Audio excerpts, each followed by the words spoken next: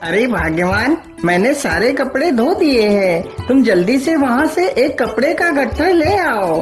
हाँ हाँ, अभी लेकर आती हूँ। धोबी की पत्नी कपड़े का गट्ठर सिर पर रखती है और मंगलू की तरफ चल पड़ती है। तभी अचानक से उसका पैर जमीन पर पड़े एक पत्थर से टकराता है। बेचारी के जमीन पर गिरते ही मंगलू अपनी पत्नी को उठाने के लिए उसके पास जाता है। अरे भाग्यवान, तुम कैसे गिर गई? तुम्हें ध्यान से चलना चाहिए था। अजी, आप मेरे चलने को क्या दोष देते हो? जो किस्मत में लिखा होता है वही होता है। काश हमारा भी एक पुत्र होता तो यह कार्य मुझे नहीं करना पड़ता, वह हमारी मदद करवाता। लेकिन यह सब बोलकर क्या फायदा? हमारे जीवन में पुत्र का सुख कभी नहीं लिखा। अरे भाग्यवान, तुम दुखी मत हो। यदि ईश्वर ने चाहा तो हमारा पुत्र अवश्य होगा।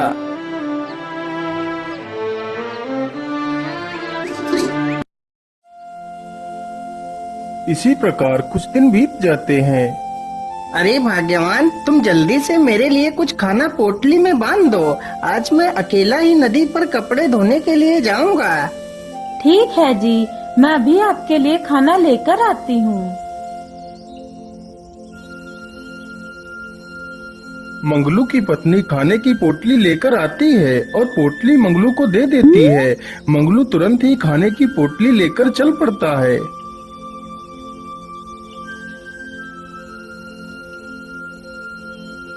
मंगलू नदी के किनारे पहुंचकर फिर से अपने काम में लग जाता है।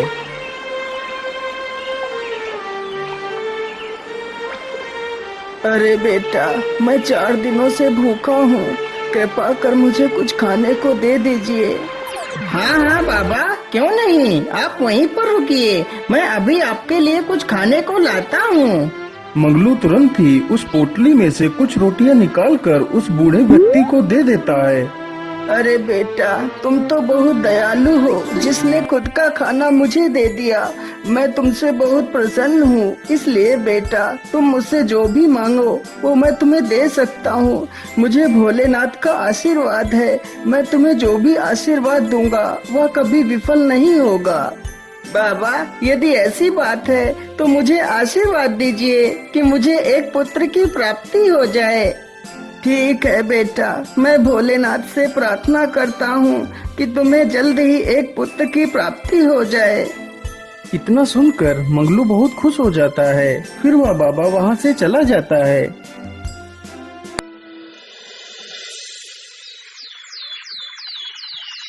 कुछ दिनों में ही मंगलू के घर में एक सुंदर से पुत्र ने जन्म लिया, जिसका नाम मंगलू ने राजकुमार रखा था।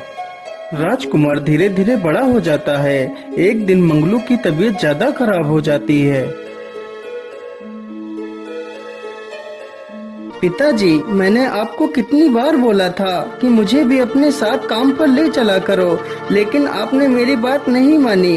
पिताजी, अब आपको काम करने की कोई आवश्यकता नहीं, अब मैं ही काम करूँगा। राजकुमार को कपड़े धोने का काम अच्छा नहीं लगता था, इसलिए राजकुमार काम की तलाश में शहर की तरफ निकल पड़ता है।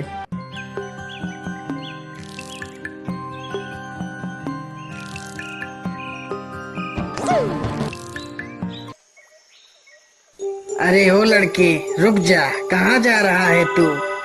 अरे भाई, मैं काम की तलाश में शहर जा रहा हूँ। अच्छा, तो तू शहर जा रहा है? चल जल्दी से तेरे पास जो भी है वो निकाल कर मुझे दे दे, नहीं तो हम तुझे मार डालेंगे। लेकिन मेरे पास तो कुछ भी नहीं है, मैं तुम्हें क्या दूं? इतना सुनते ही वह दोनों चोर राजकुमार पर टूट पड़ते हैं। राजकुमार भी बहुत बहादुर था, उसने अकेले ही दोनों चोरों को धूल चटा दी। तभी वहाँ पर राजा के सैनिक आ जाते हैं। अरे वाह युवक, तुम तो कितने बहादुर हो। तुमने तो अकेले ही इन दुष्ट चोरों को धूल चटा दी। तुम कौन हो बहादुर इंसान? फिर राजकुमार अपनी पूरी कहानी उन दोनों सैनिकों को सुनाता है। अरे वाह राजकुमार, तुम तो कितने वीर हो। हमारे महाराज को आप जैसे वीरों की आवश्यकता है। चलो हमारे साथ, हम तुम्हें राजा से मिलवाते हैं। राजा तुम्हें जरूर नौकरी पर रख लेंगे।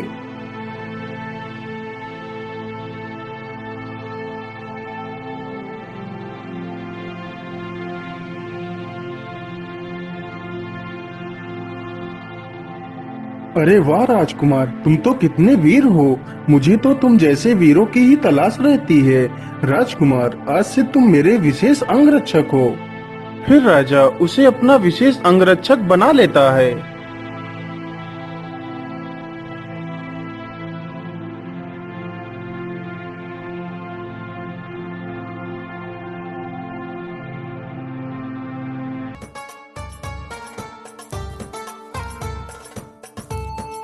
राजकुमार की टकरार राजा की पुत्री चंद्रलेखा से हो जाती है।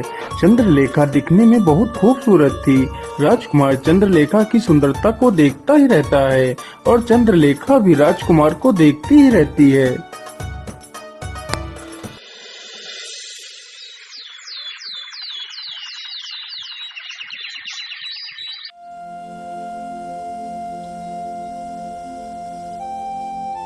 इस प्रकार राजकुमार और चंद्रलेखा दोनों आपस में मिलने लगते हैं।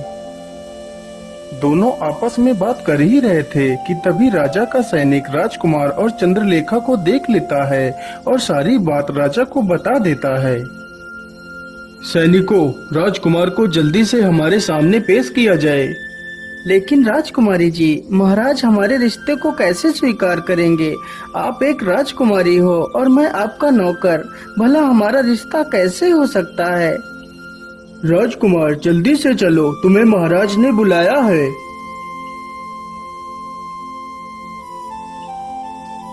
राजकुमार, तूने तो जिस थाली में खाया उसी में छेद किया। मैंने तुझे अपना विशेष अंगरक्षक बनाया और तूने मेरी ही इज्जत को उछाल दिया। लेकिन महाराज, मैं तो राजकुमारी से प्रेम करता हूँ। क्या प्रेम? और राजकन्या से? एक नौकर होकर भी तेरी इतनी हिम्मत कि तू राजकुमारी से विवाह करे? सैनिकों, इसे पकड़कर कारागार में डाल दिया जाए। सैनिक तुरंत ही राजकुमार को कारागार में डाल देते हैं।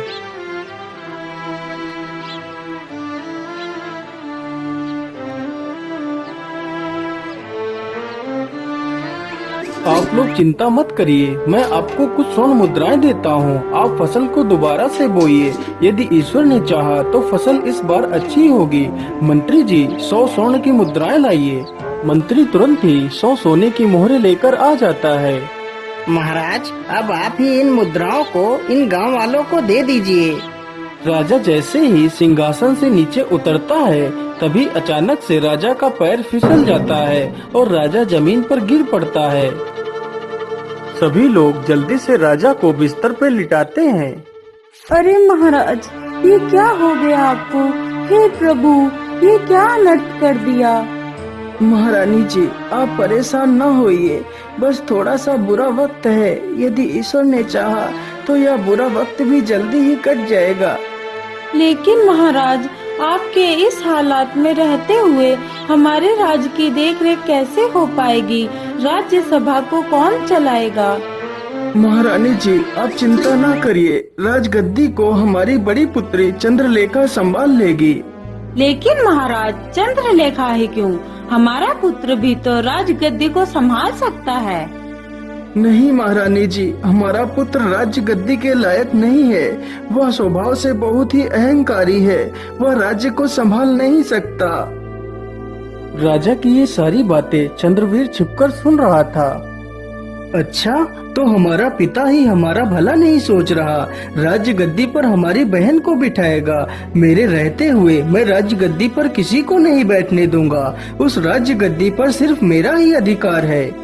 राजकुमार चंद्रवीर अपने साथियों के पास जाता है और उन्हें सारी कहानी सुनाता है। लेकिन राजकुमार जी, हम महाराज को कैसे मारेंगे? अरे झिमरू, हम लोग आज रात ही महाराज को बंदी बनाकर ले चलेंगे और जंगल में फेंक देंगे। जंगल में कोई न कोई जानवर महाराज को खा जाएगा।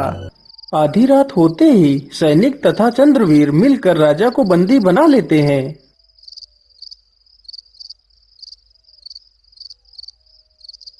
अरे भैया, आप ये क्या कर रहे हैं? पिताजी को कहाँ ले जा रहे हैं? पिताजी को छोड़ दो। अरे तू हट जा, नहीं तो मैं तुझे भी मार डालूंगा। क्या करूं? पिताजी को कैसे बचाऊं? मैं ऐसा करती हूँ, जल्दी से राजकुमार के पास जाती हूँ, वही पिताजी को बचा सकते हैं। इतना सोचकर चंद्रलेखा तुरंत ही राजकुमार के पास जाती है और सारी कहानी राजकुमार को सुना देती है। लेकिन चंद्रलेखा, मैं तो इस कारागार में बंद हूँ, मैं भला क्या ही कर सकता हूँ। राजकुमार जी, आप चिंता ना करिए, मैं अभी जेल का दरवाजा खोल देती हूँ। चंद्रलेखा जल्दी से जाती है और कारागार की चाबी लेकर आ जाती है। फिर वह कारागार का दरवाजा खोल देती है और राजकुमार को बाहर निकाल लेती है। फिर वे दोनों जंगल की तरफ चले जाते हैं। रुक जाओ चंद्रवीर, महाराज को छोड़ दो, नहीं तो मैं तुम्हें जिंदा नहीं छोड़ूंगा। अच्छा, एक नौकर होकर मुझे मारने की धमकी दे रहा है। सैनिकों, इसे यहीं रख दो और इस नौकर को अच्छे से मजा चखाओ। सारे सैनिक राजकुमार पर टूट पड़ते हैं। कुछ ही देर में राजकुमार सारे सैनिकों को धूल चटा देता है। अरे, तूने तो अकेले ही सारे सैनिकों को धूल चटा दी, अब मेरे वार से बच। कुछ ही देर में राजकुमार चंद्रवीर को भी परास्त कर देता है और महाराज को बचा लेता है।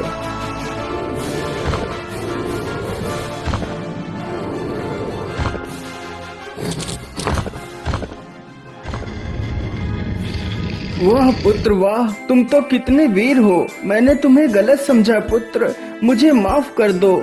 नहीं महाराज, आपसे कोई गलती नहीं हुई। एक पिता होने के नाते आपका ऐसा करना उचित था। बेटा, मैं आज अपनी पुत्री चंद्रलेखा का विवाह तुमसे करना चाहता हूँ और इस राज्य गद्दी को तुम्हें सौंपना चाहता हूँ। फिर राजा उन दोनों का विवाह कर देता है और राजकुमार को ही उस राज्य का राजा बना देता है।